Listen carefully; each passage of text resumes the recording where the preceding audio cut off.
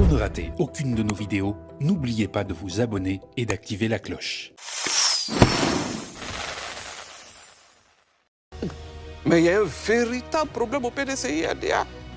Il y a une crise au sein du PDCI-RDA. Véritable crise. Et le fonctionnement, ce n'est pas le fonctionnement habituel. Bon, on voit certaines personnes qui n'ont pas le droit de prendre des décisions dans nos statuts et règlements intérieurs qui prennent des décisions.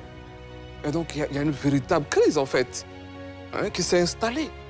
Et depuis que M. Tidjane Tchane est éradié de la liste électorale, bon, il y a la crise. Mais bon, bien heureusement, certains cadres ont compris. Il y a beaucoup qui ont gagné en lucidité et qui sont avec le membre du bureau politique qui a été retenu, le candidat Jean-Louis Billon. Mais il y a une véritable crise, il faut qu'on se dise la vérité. Devant les Ivoiriens, il y a une véritable crise au PDCI-RDA. Parce que le fonctionnement ne marche pas selon les statuts depuis le 23 décembre 2023. Voilà, donc la crise continue. Tant que nous n'avons pas de bureau politique pour préparer un congrès ordinaire pour toiletter nos tests, la crise perdue parce qu'ils ne respectent pas les tests.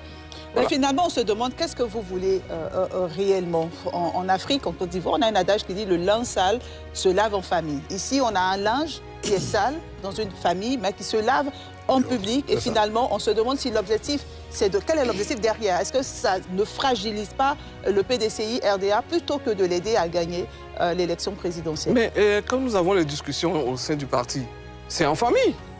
Mais quand on vous exclut, c'est plus en famille.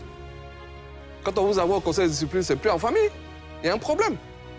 Parce qu'au niveau des partis politiques en général, dans tous les partis politiques, on cherche à rassembler, on n'exclut pas.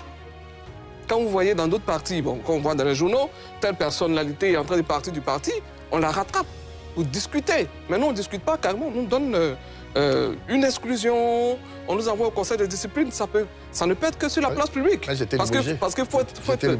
Voilà. Et lui, il est plus à son poste de délégué. Moi, j'ai même démissionné parce que je savais que je ne pouvais pas travailler dans ce cadre-là. Est-ce que vous comprenez? Alors, c'est ce qui nous oblige à aller sur la place publique pour nous défendre, parce qu'il faut se défendre. Nous avons sacrifié nos vies pour le PDCI-RDA, notre argent.